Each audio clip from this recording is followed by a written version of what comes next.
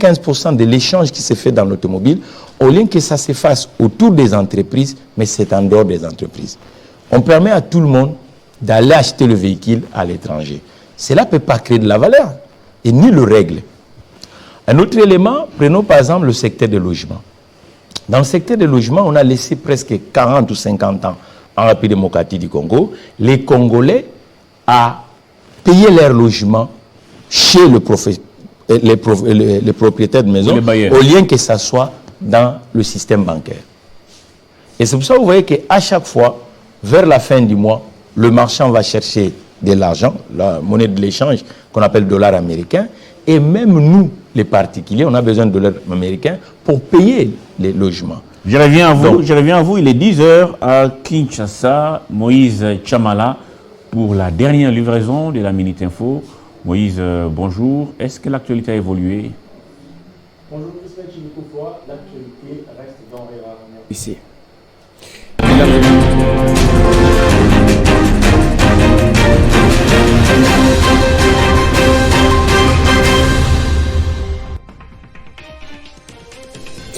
Médecins sans frontières appelle à un sursaut des mobilisations pour faire face à la crise humanitaire au Nord Kivu. Dans un communiqué publié ce mardi 4 avril, l'ONG parle de plus d'1 million de déplacés ces 12 derniers mois pour fuir les combats liés à la résurgence de la rébellion du M23.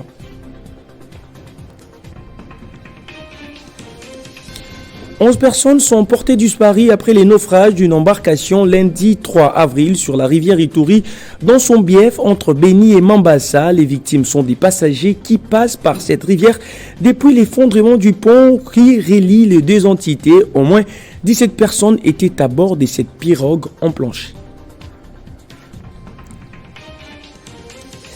Et inculpé dans une affaire des versements occultes avant l'élection de 2016, Donald Trump a plaidé non coupable et dénonce cette procédure pénale qu'il qualifie pour une insulte aux États-Unis. C'est mardi 4 avril, l'ancien président américain était devant un juge à New York suite à une série de paiements orchestrés pour étouffer 3 affaires embarrassantes avant l'élection présidentielle. Et bien en sport, la Fédération congolaise de football association a émis une réserve auprès de la Confédération africaine de football concernant certaines décisions arbitrales lors de la dernière rencontre des Léopards de la RDC face au Mourabitoun de la Mauritanie, comptant pour la 4e journée des éliminatoires de la CAN Côte d'Ivoire 2023. Et voilà qui est tout pour cette dernière livraison de la minute d'information, mesdames, messieurs. Merci à vous de l'avoir suivi. Mais l'actualité reste en continu et en temps réel sur Télé 50.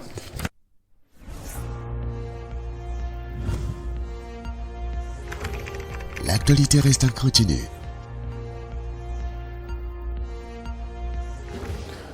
Mathieu Takizara, entrepreneur congolais, là vous parliez des causes réelles de l'inflation ou des inflations en RDC, et vous étiez en train de parler de locataires qui continuent à payer des loyers entre les mains des bailleurs, ce qui n'est pas normal. Cher Crispin, il y a des secteurs à part entière en République démocratique du Congo où du côté des politiques publiques, on n'arrive pas à comprendre qu'il fallait réguler ce secteur.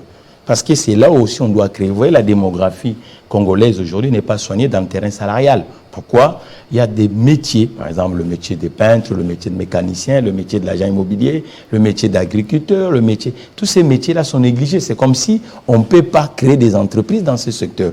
Et cela ne permet pas de donner le franc congolais une valeur vraiment réelle d'un monnaie où il y a un socle productif. C'est-à-dire qu'aujourd'hui, vous allez voir par exemple qu'on a passé pendant longtemps, mais en toutes les provinces congolaises, vous allez voir que le secteur des logements, il n'y a même pas de logements subventionnés par l'État. Même les logements professionnels. Être un entrepreneur en République démocratique du Congo, vous êtes un jeune entrepreneur, il n'y a même pas où l'État prévoit, par exemple, le pépinière d'entreprise.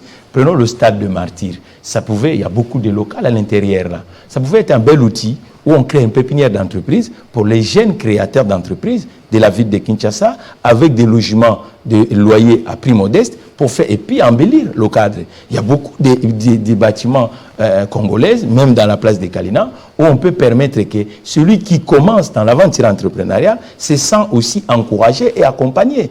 Donc les foyers modestes, Aujourd'hui, les ouvriers NAPAC, la classe moyenne, le pourcentage n'est pas important, la classe aisée n'est pas importante, la classe paysanne, vous voyez que nous recherchons. C'est pour ça que vous voyez que le marché et l'économie congolaise restent popularisés automatiquement. Le pic inflationniste va toujours nous guetter. Or, logiquement, les instruments qui peuvent permettre à chaque fois quand les inflations se présentent, c'est jouer autour de l'entreprise. Prenons par exemple nous chez Spécial Autogarage. Dans l'automobile aujourd'hui, à Pemokati du Congo, tout ce que nous utilisons vient d'ailleurs. Mais il vient derrière, beaucoup aussi ne rentrent pas dans le canal de l'entreprise. C'est dans le canal de l'informel. Or, nous, Spécial Auto, nous disons, voilà, pour maîtriser l'inflation, vous voyez, à ce moment même, les déplacements des Congolais dans la ville de Kinshasa, le prix monte. On ne sait même pas quel est vraiment le prix de motard, quel est le prix des camionneurs. Or, le garagiste aussi a un rôle à jouer parce que ces gens-là, après avoir nous déplacés, il arrive à un moment, ils achètent des pièces de rechange, il arrive à un moment, ils achètent des bidons d'huile, il arrive à un moment, ils réparent leurs véhicules. Or, si nous, ces secteurs-là, nous ne les régulons pas et que ces secteurs-là, nous ne créons pas des enseignes telles que le SAG, on va être en difficulté parce que la consommation est domiciliée auprès de nos règles. Le non-règle, c'est l'informel. Nous, chez Spécial Auto, en ce moment, tous les véhicules de la famille Toyota, tous les modèles de Toyota, les entretiens est moins 50%. Tout ça pour aller compléter le consommateur. Parce que le consommateur, lorsqu'on va regrouper bon nombre de gens autour des Spécial Autogarage, on peut jouer contre les inflations. Parce qu'aujourd'hui, les inflations, on ne peut pas le maîtriser parce qu'on a laissé la plupart des secteurs économiques de la démocratie du Congo du côté de l'informel. Le secteur informel, très bien. Alors, vous dites que les importations de tout et les riens chez nous sont souvent à la base de ces inflations que nous vivons ici. Oui, oui. Nous pouvons comprendre qu'en ce sens, il n'y avait pas beaucoup de diplômés, beaucoup de professeurs docteurs. Aujourd'hui, c'est toute une légende. Les professeurs docteurs, grande distinction avec Touma du jury. Qu'est-ce qui empêche aux Congolais aujourd'hui, parce que ces pays regorgent toute la matière pour tout faire, qu'est-ce qui empêche aux Congolais de fabriquer tout sur place? Bon, vous savez, la fabrication, qu'est-ce qui pousse la fabrication? C'est d'abord la consommation. Vous pouvez fabriquer quelque chose, mais si vous ne distribuez pas. Normalement, nous devons créer des consommateurs. Aujourd'hui, vous voyez que les consommateurs congolais ne sont pas la banque. La plupart, la banque ne les connaissent pas parce qu'ils n'ont pas le travail. 3/4, c'est du débrouillandisme. Ils consomment du côté de l'informel. Logiquement, si nous voulons pousser la fabrication localement, il faut que les entreprises telles que les SAG puissent trouver le marché. Il faut mixer aussi le travail qui est domicilié dans les administrations et même des entreprises d'État vers le mixage avec les entreprises privées qui sont domiciliées à la démocratie du Congo. Aujourd'hui, nous sommes dans un système économique, 3/4 d'entreprises qui sont immatriculées à la démocratie du Congo n'ont pas de carnet de commandes. Imaginez, vous allez voir depuis quand Covid a commencé dans tous les États majeurs dans le système économique. On a vu par exemple qu'on a protégé le chômage partiel dans des États développés. Et on a injecté le crédit à taux zéro autour des entreprises pour permettre aux entreprises de continuer toujours à exercer. Et on a permis de sorte que le grand travaux, c'est-à-dire que quand le système économique se popularise, les travaux qui viennent dans la commande publique doivent permettre à relancer les agents économiques qui sont des entreprises. Or, ironie de l'histoire, dans le système congolais, vous allez voir que 3/4 des entreprises qui sont créées par des Congolais, nous n'avons pas, moi je suis à la tête des SAG Viation congolaise, c'est presque 7 ans. Le 16 avril, on va totaliser 7 ans. Et cette entreprise, je l'ai créée au niveau de l'Occident et on l'amène ici. Et toujours pas des carnets de commandes? Non, nous n'avons pas un carnet de commandes. Qu'est-ce qui vous empêche? Donc, mais ce qui nous empêche, c'est que l'État, normalement, le système étatique doit comprendre que pour faire des appels d'air dans le secteur économique ou des entreprises, il faut que les entreprises qui sont en démocratie du Congo puissent avoir aussi le travail. Nous prenons par exemple, nous avons les entreprises... Donc vous voulez que l'État puisse s'orienter vers chez vous mais c'est logique, cher. Prenons les Jeux olympiques Paris 2024. Vous voyez aujourd'hui près de 3000 PME et ETI au niveau de la région parisienne ont trouvé le marché à faire. Parce que quand une entreprise a un carnet de commandes, automatiquement, il crée de l'emploi, il crée des taxes, il permet à que l'informel commence à reculer. Mais aujourd'hui, en démocratie du Congo, ce n'est pas le cas. 3/4 des entrepreneurs que nous sommes, nous attendons le consommateur lambda. En sachant que le consommateur lambda n'a pas de salaire régulier, n'a pas le système bancaire, la consommation congolaise, le crédit est absent. qui sont au niveau de particuliers et au niveau des entreprises. Donc il y a beaucoup d'éléments. C'est pour ça que vous voyez que le franc congolais à chaque fois va avoir... Parce que là, ce n'est pas une façon de décourager des jeunes qui aimeraient bien entreprendre aussi. Non, ce n'est pas une découragement. Ce sont les mais s'il n'y a pas des carnets de commandes, je risque de fermer vite. Mais je suis un chef d'entreprise. Ça veut dire que moi aujourd'hui, si j'ai le travail, un jeune qui va créer aussi une entreprise, moi je peux lui donner le travail. Parce que je suis déjà en exercice. Mais si lui il crée et qu'il se retrouve encore dans le même cas que moi, qui a fait presque 7 ans dans ce pays, sans contrat de travail, vous voyez qu'on va habiter à quoi? Alors, vers où finalement l'État oriente des besoins à solutionner? Mais vers les expatriés? Normalement, aujourd'hui, vous allez voir que il faut que la concurrence doit être loyale, pas déloyale. Ce n'est pas parce qu'on n'est pas compétitif à la fin. Non, le mot compétitif est en français. Heureusement, je dis que la compétitivité d'un homme, on le trouve si on le confie des responsabilités. Mais si vous ne confiez pas des responsabilités aux gens, je vous dis par exemple, pour les entretiens chez SAG actuellement, nous faisons moins 50.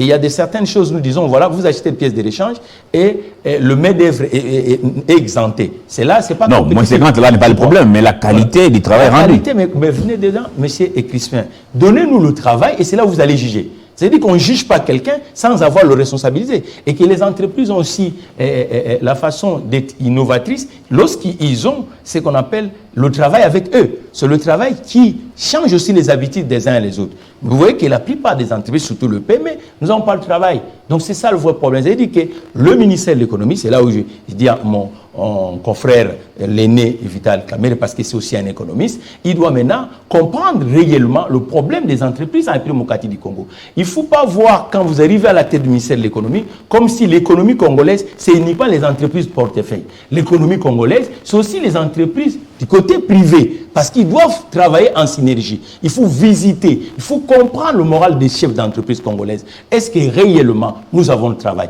Est-ce que réellement nous avons des instruments, par exemple le crédit? Comment on peut faire dans un territoire, par exemple SAG, l'entreprise congolaise, 7 ans sans crédit?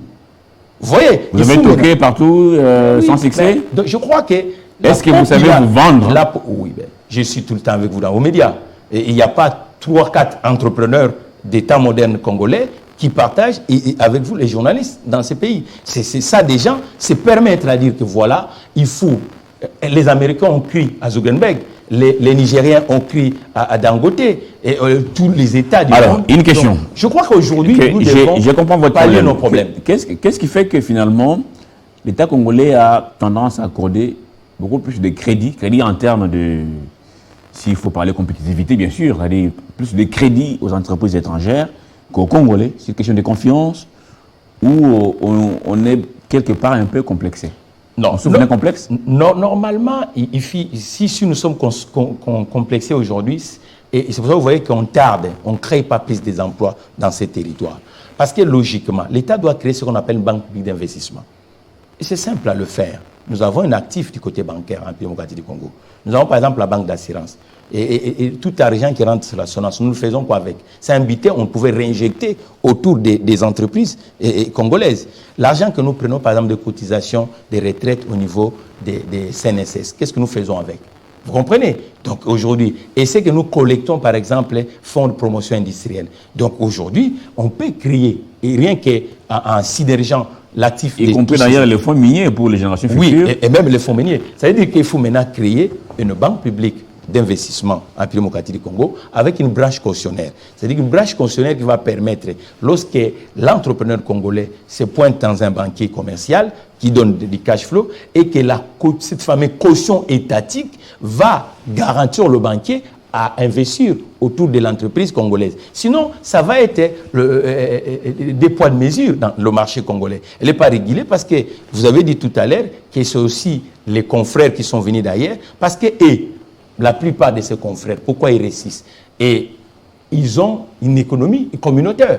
C'est-à-dire que quand il est dans tel domaine, il commerce aussi avec son frère de nationalité. Et vous êtes dans l'individuel. Donc, nous ne sommes pas dans l'individuel, sauf que le problème en est que la consommation congolaise passe leur temps à sous-estimer l'entrepreneur local. Congolais. Ça, ce sont les erreurs monumentales. Vous voulez que les Congolais consomment? Il faut que les Congolais aillent chez les Congolais. Quand la consommation, on a eu des gens, les héroïnes dans l'industrie ou l'économie congolaise.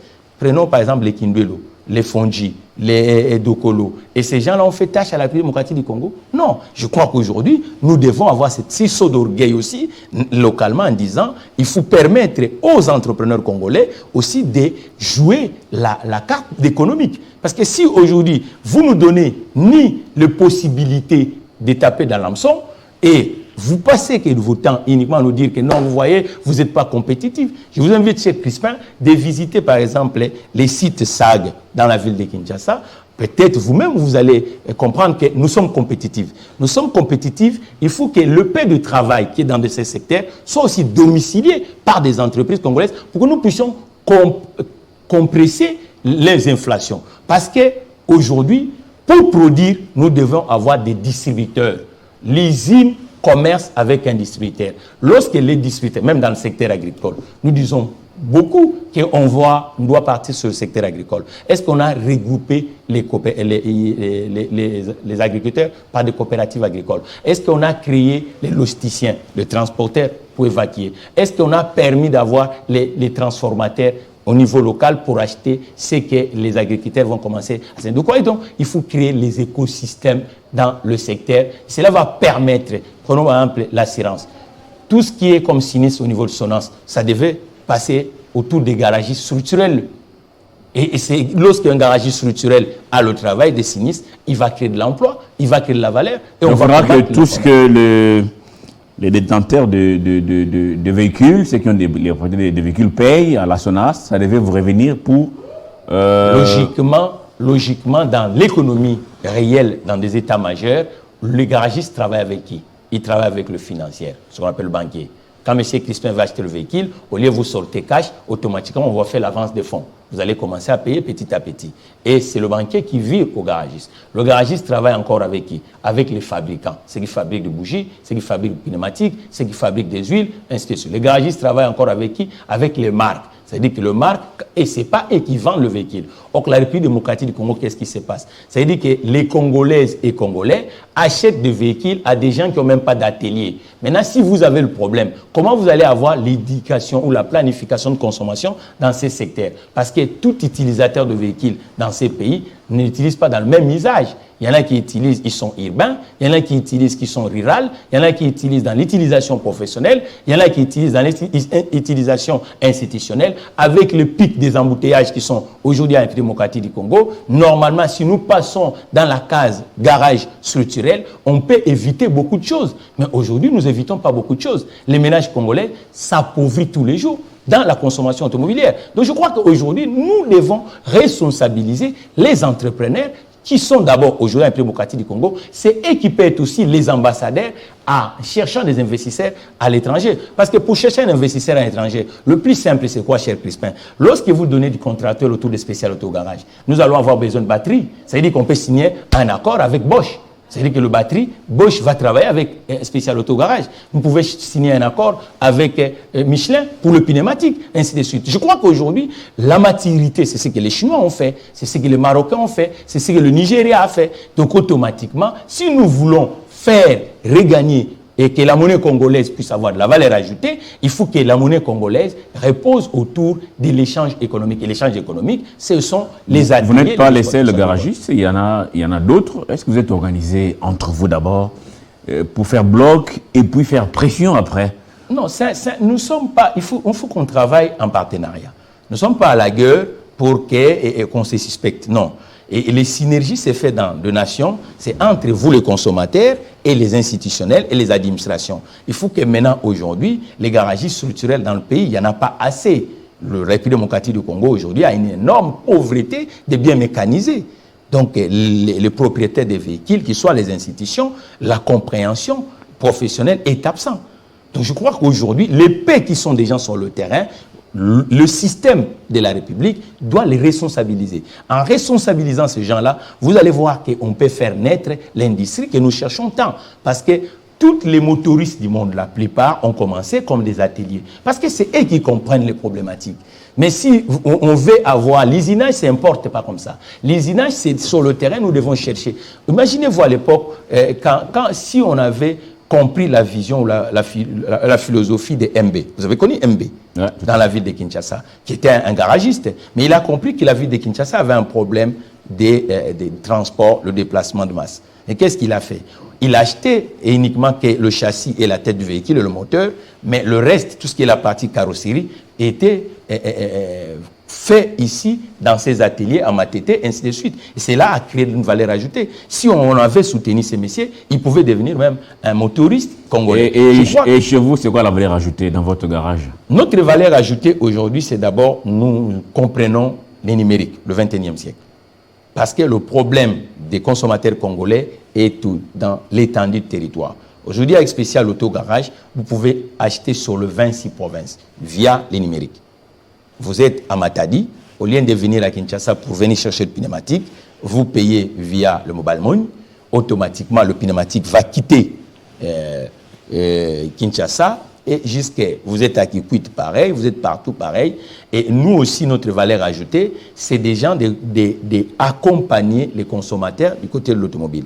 Parce qu'avant d'acheter le véhicule, il faut que le garagiste vous fasse de synthèse pour comprendre quel est le vrai problème des messieurs. Donc si aujourd'hui, depuis chez moi à la maison, je commande un véhicule à l'étranger, au Japon, à Dubaï, que sais-je encore. Passer par Spécial Auto Garage. Sans passer par un intermédiaire qui vous êtes, par Spécial Auto Garage. Pas les seuls, sans passer par un intermédiaire, ça pose problème? Non, passer par une structure qui a des ateliers en appelé Mokati du Congo. Pour l'accompagnement?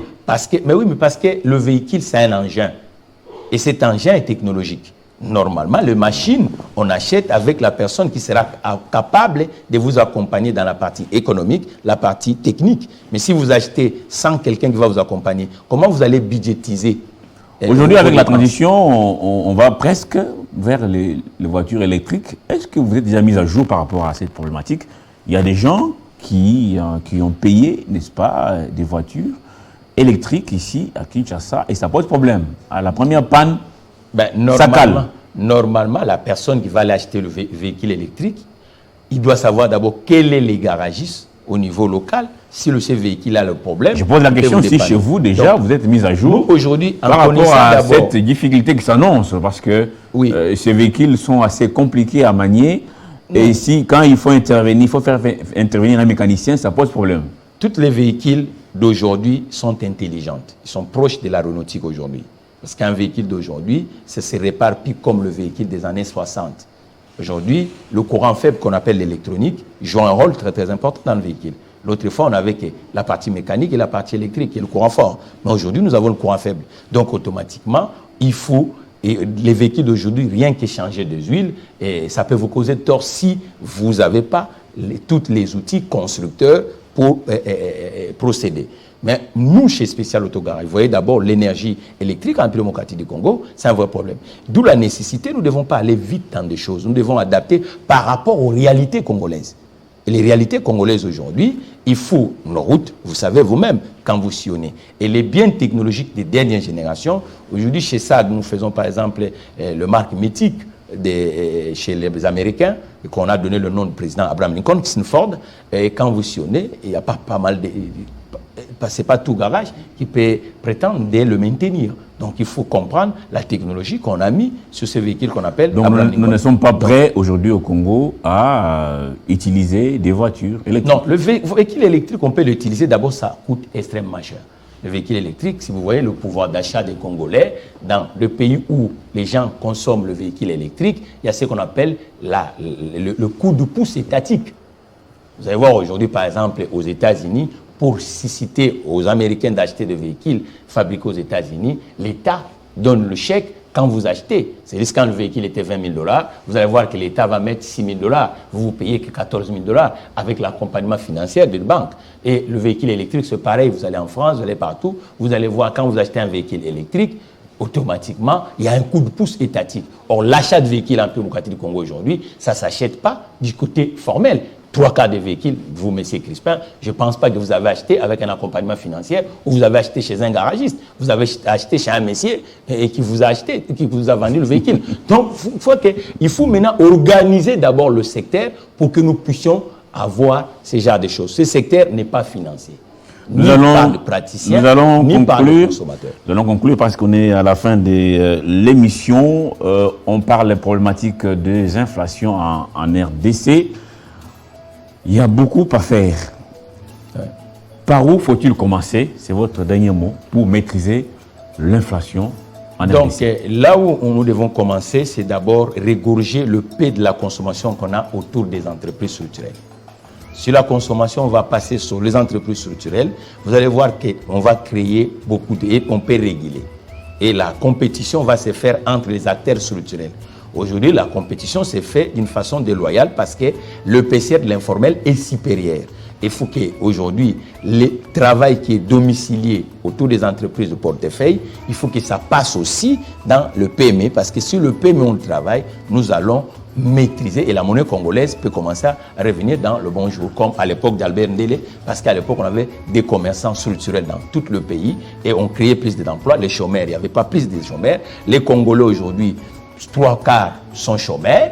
Donc, si nous voulons avancer, il faut comprendre les entreprises qui sont déjà ici sur place et nous demandons au président de la République, M. Tshisekedi, vraiment de visiter quelques hubs entrepreneuriales de la République démocratique du Congo, quelques entreprises fondées par des Congolais qui sont sur le terrain, parce que nous sommes sur le terrain, mais sauf il faut un coup de pouce de la compréhension culturelle ou institutionnelle de la République démocratique du Congo auprès des entrepreneurs. Vous verrez qu'on doit plus commencer à importer les inflations parce que nous les importons, parce que la transformation n'est pas sur le terrain et nous laissons beaucoup de couloirs dans l'informel et les vrais entrepreneurs, nous n'avons pas de travail. Il faut un coup de pouce aux entreprises des Congolais, c'est votre dernier mot. Mathieu Takizala, vous êtes entrepreneur et DG du Spécial Auto. Et j'ai dit aux Congolais de consommer Spécial Auto. Merci beaucoup d'avoir été le nôtre ce matin. Le message est passé. À la prochaine. C'est moi qui vous remercie, chef. Merci. Merci à vous tous de nous avoir suivis de partout à travers le monde. Je vous dis sincèrement merci pour ces 3 heures de direct avec une attention soutenue. Nous revenons mercredi prochain avec le même plaisir. Au revoir.